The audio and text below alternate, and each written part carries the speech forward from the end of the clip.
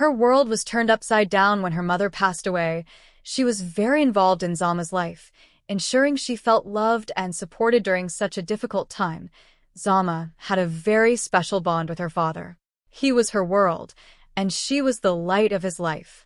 Since her mother's early death, her father had been everything to her, both a protector and a loving parent. He would often take Zama on walks through the fields, holding her small hand as they talked about life, and Zama cherished every moment with him. She remembered how he would tuck her into bed at night, telling her stories about faraway lands and making her laugh with silly voices. His deep voice had always comforted her, and his presence made her feel safe. Their bond grew stronger as they navigated their grief together. They would spend evenings talking about Zama's mother, sharing memories and stories that kept her spirit alive in their hearts.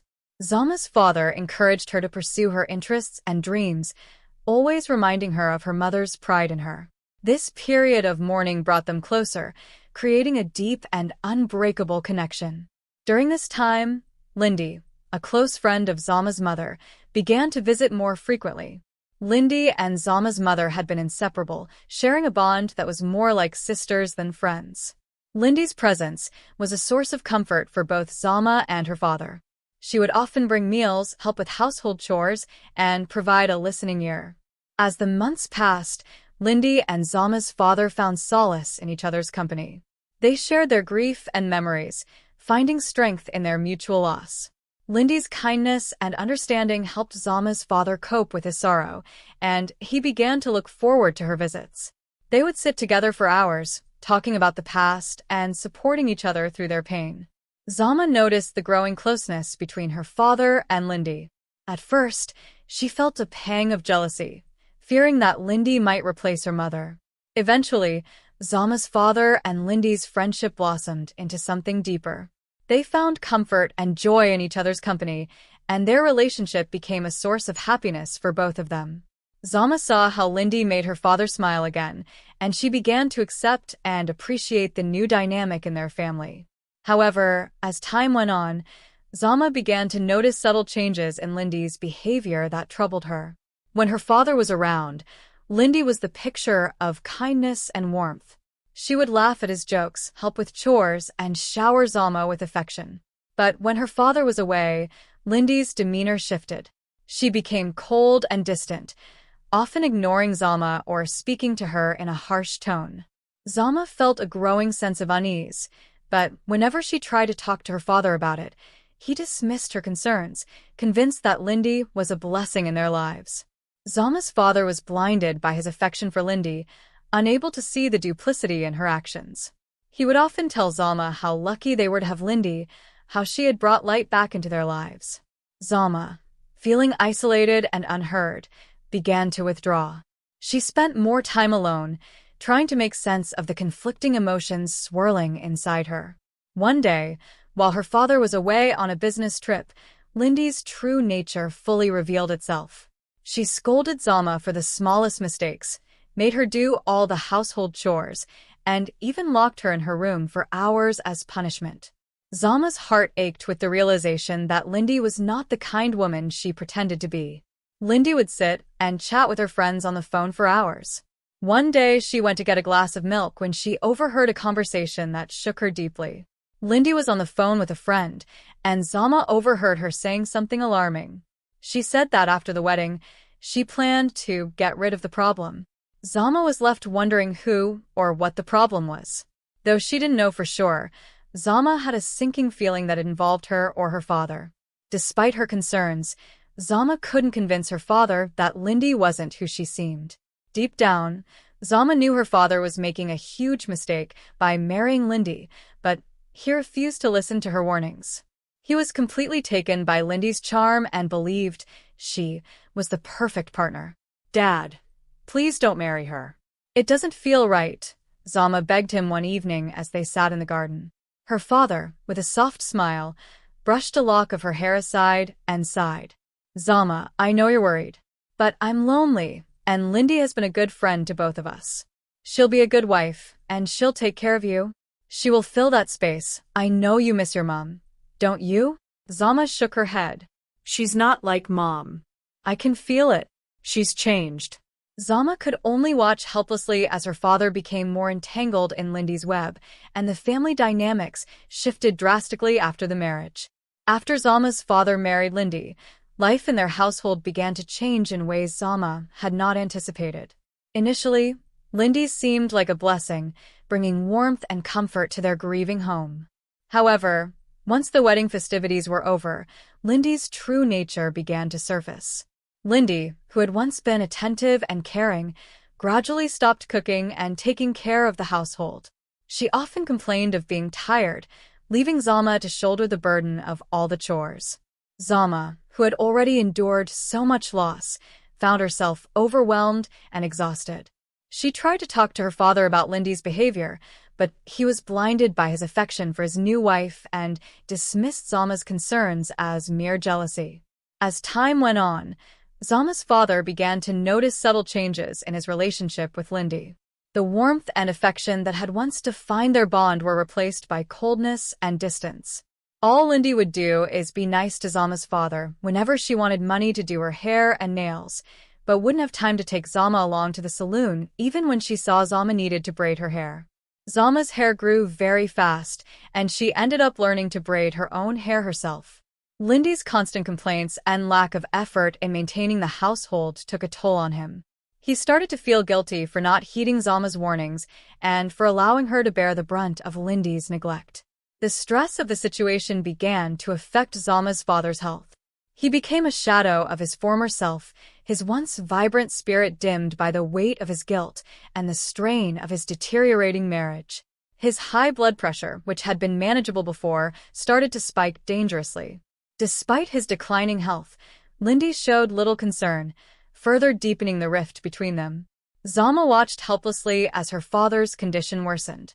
She tried to take on even more responsibilities to ease his burden, but it was clear that the damage had already been done.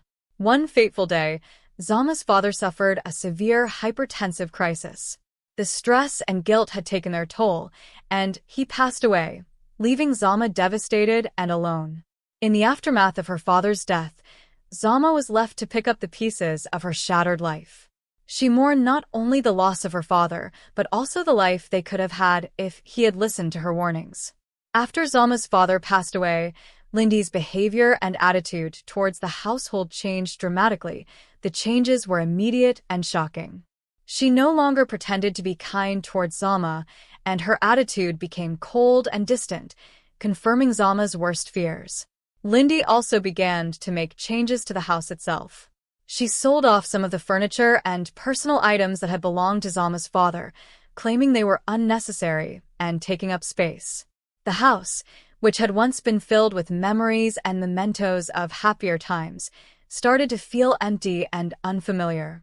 Zama, already grieving the loss of her father, found herself overwhelmed by the additional responsibilities and to navigate a difficult and lonely path.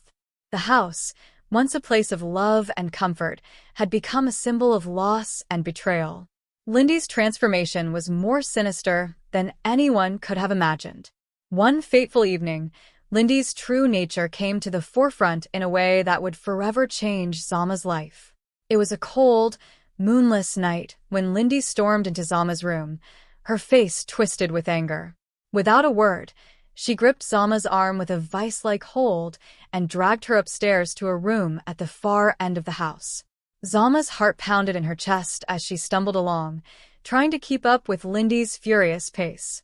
She led her to this small, dark room at the far end of the house, a place Zama had never seen before. The bare walls and heavy curtains made the room feel suffocating. Lindy's voice was cold and emotionless as she said, "This is where you will stay. You will not leave without my permission." Zama's heart sank as Lindi continued, "I fed you, and now I can't do it anymore. Your dad is gone, and I need space to breathe." The reality of her stepmother's cruelty hit Zama hard, leaving her trapped and alone. Lindi shoved Zama inside and slammed the door shut behind them. The room was dark and damp, with a window that let in light. The air was thick with the smell of mold and decay. The walls were bare, save for a few cobwebs that clung to the corners. The floor was cold, hard dirt, and there was no furniture except for a thin, tattered blanket in one corner of a single bed, and a table and chair. With that, she turned and walked away, the sound of her footsteps fading into the night. Zama was left alone in the darkness, her heart heavy with fear and despair. She sank to the floor, hugging her knees to her chest as tears streamed down her face. The reality of her situation hit her like a wave, and she cried until she had no tears left. Days turned into weeks, and weeks into months. Zama's stepmother never let her out of the tiny room. She was given just one meal a day, often cold and tasteless. The hunger gnawed at her stomach, but even more painful was the loneliness. Zama never saw anyone except her stepmother, who only visited to bring her food or to sneer at her misery. The young girl was never allowed to go to school or play outside. She would sit by the window, staring longingly at the garden, wishing she could feel the sun on her skin or hear the laughter of other children. But that life felt so far away. Her hair, once short and neatly braided by her father, grew long and tangled because no one cared for her anymore. Years passed, and the only thing that grew in Zama's little world was her hair. She had to tie it up like a thick rope just to keep it from dragging behind her. Sometimes she would tie it into thick, knotted ropes to keep it out of her way, but its weight seemed to mirror the burden she carried in her heart. Her days were spent sitting by the window, watching the world outside, and dreaming of freedom. Her spirit slowly withered, just like the plants outside that she could only see from her window. Zama herself was a pale shadow of the lively girl she once had been. Her skin, almost translucent, glowed faintly in the dim light of the room.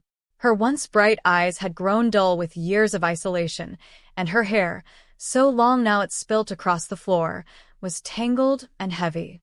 Her clothes were ragged, hanging loosely on her thin frame, a reminder of the many days she had been trapped in this decaying prison. Every night, she heard the wind howling outside and longed to feel it on her face. But here, the air was stagnant, unmoving, just like her life. Zama's once vibrant spirit began to wither, and she spent her days braiding her hair that seemed to grow a lot. The isolation was unbearable. Zama's only companions were the shadows that danced on the walls and the occasional rat that scurried across the floor. She would cry herself to sleep each night, haunted by memories of her father and the life she had lost. The silence was oppressive, broken only by the distant sounds of the village that seemed a world away. Despite the darkness that surrounded her, Zama refused to give up hope. Each day, she was determined to find a way to escape her prison. She would talk to herself, whispering words of encouragement and reminding herself that she was stronger than Lindi's cruelty. One day, as she gazed out of her window, she noticed a new gardener working diligently among the flowers. His movements were precise, and there was a certain grace to his work that caught her attention. Curiosity piqued. She called out to him. "Hey, you there? What's your name?" she asked, her voice carrying across the garden. The gardener looked up, surprised. "Thabo," he replied, his voice steady. Zama felt a spark of hope. She had been looking for a way out for so long, and perhaps Thabo could be the key. "Thabo, I need your help. I want to get out of here, but I can't do it alone." "Why can't you get out?" Thabo asked. "My stepmother locked me here. It had been months now," Zama said. Thabo glanced around nervously before nodding. "All right, but we'll need a plan." Days turned into weeks as Zama and Thabo meticulously planned their escape. Each day, Thabo would work on the garden, and in the evenings, they would discuss their strategy. Zama's hope grew with each passing day, and she found herself looking forward to their secret meetings even though she couldn't be close to Thabo. Having a conversation with a human was enough for her. Lindi had a housekeeper called Thandi who was always around, making sure everything was in order. She had a keen eye and a sharp mind, which made Zama and Tabo's task even more challenging. However, Thandi had a soft spot for Thabo and often brought him cool drinks after his garden duties. This gave Zama an idea. "Thabo, we need to get Lindi out of the way," Zama whispered one evening. "If we can slip some sleeping tablets into her tea, we can make our escape while she's asleep." Thabo hesitated. "Are you sure? What if something goes wrong?" Zama's eyes were determined. "It's a risk we have to take." Thandi, my friend, will help us, Thabo said. She knows where Lindi keeps her tea. Tomorrow will be the day, Thabo said. I will come around midnight, and you will need to get ready. Are you sure your hair is strong enough to pull me up? Yes, I'm sure, Zama said. The day before the escape, Zama was a bundle of nerves and excitement. She had spent the entire day pacing her room, her mind racing with thoughts of freedom and the risks they were about to take. Day the escape arrived. Thandi managed to slip the sleeping tablets into Lindi's tea without arousing suspicion. As Lindi sipped her tea, Zama and Thabo waited anxiously for the signal. Soon, Lindi began to feel drowsy and retired to her room. As the sun began to set, she knew it was time to prepare for Thabo's arrival. She saw shadows moving and knew, it's time. With trembling hands, Zama began to let down her long, braided hair, creating a makeshift rope that reached the ground. Zama's hair was her pride and joy, a cascade of thick, dark braids that reached down to the floor after it had been growing for years. The last time she washed and braided her hair was a significant moment, one that she remembered vividly. When the time came to use her hair as a rope, Zama felt a mix of emotions. She braided her hair into a single, thick rope, making sure it was strong enough to support Thabo's weight. Zama's hair, once a symbol of her confinement, had become a tool for her liberation. As she watched Thabo climb up, she felt a surge of pride and hope. Her hair was now helping her take the first steps to freedom. When Thabo arrived, he tested the strength of the braid, giving it a few firm tugs. Satisfied, he began his climb, his heart pounding with anticipation. Each step felt like an eternity, but finally, he reached the top of the window. Zama's heart leaped with joy as she saw his face. They embraced tightly, their relief palpable. There was barely enough space to stand, and the air felt heavy, thick with the weight of Zama's long suffering. This place, Thabo whispered, his voice thick with emotion. I can't believe she kept you here. Zama nodded, her eyes glistening with tears. It's all I've known for so long. Thabo clenched his fists, anger bubbling inside him, but he knew there was no time to dwell on it. Thabo took a moment to take in the room. It was small and sparsely furnished, with a single bed and a small chair. The floor was cluttered with papers and books. The air was thick with the scent of old wood. The smell was unbearable for Thabo. Over the worn-out bed where Zama Saturday, the room always smelled faintly sour, like something left too long in the dark, forgotten by time. The floor creaked with every movement, and the air was filled with the echo of Zama's shallow breathing. The walls were adorned with faded posters and drawings, remnants of Zama's attempts to make the space feel less like a prison. Zama, dressed in her tattered clothes, looked around the room one last time.